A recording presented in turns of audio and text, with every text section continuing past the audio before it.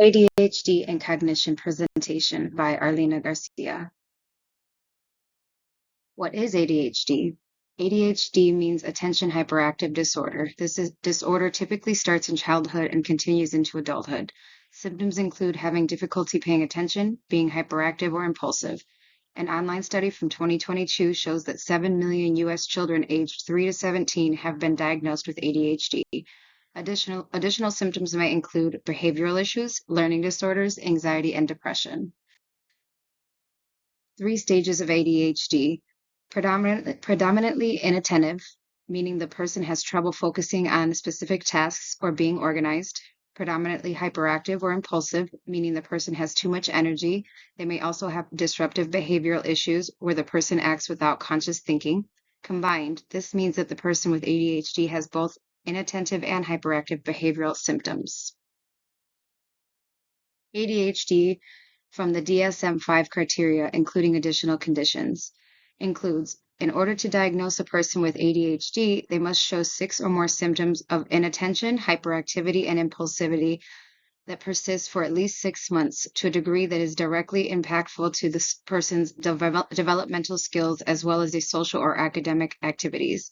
Examples in everyday life: reluctant to engage in tasks that require mental effort, inability to sit still at school, cannot focus when being spoken to directly, and forgetfulness.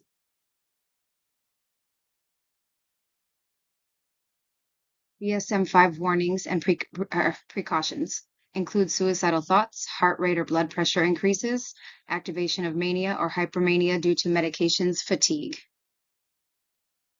Physiology of ADHD. The physiology of ADHD refers to the neurobiological differences in brain structure and function that contribute to ADHD, making this disorder a neurodevelopmental disorder characterized by symptoms of inattention, impulsiveness, and hyperactivity.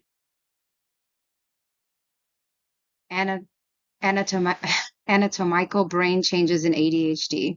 A consistent finding in ADHD is an overall reduction in total brain size with specific changes in the conduit nucleus, prefrontal cortex, white matter, corpus callosum, and cerebral vermis. These affected areas of the brain can cause symptoms like distraction, reductions in cortisol, hyperactivity, impulsivity, overall behavioral functioning, dysregulated emotions, and maturation. Treatment options for ADHD. Treatment. Studies show that some people may outgrow ADHD, but there are other methods that can help alleviate the disorder, such as stimulants or non-stimulants, psychological therapy, or behavioral therapy.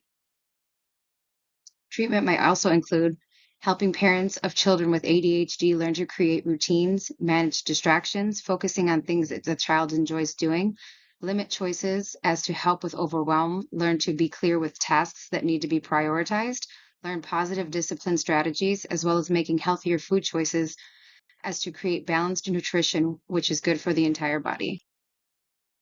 Considerations for parents and/or educators. When attempting to assist a person with ADHD, it starts with the age of the person affected. There are many considerations to explore based on age and sex. These factors play a crucial role in learning to adhere to each child or teen's disabilities or strengths. Considerations continue. Preschoolers with ADHD, parents and educators can attend training programs designed to help understand small children with ADHD and how to encourage positive behaviors and follow instructions without ridicule. Teenagers with ADHD. Teenagers are dealing with a lot of emotions as they mature. Parents and educators can learn to distinguish behaviors of those with ADHD and help them learn to manage their emotions more positively.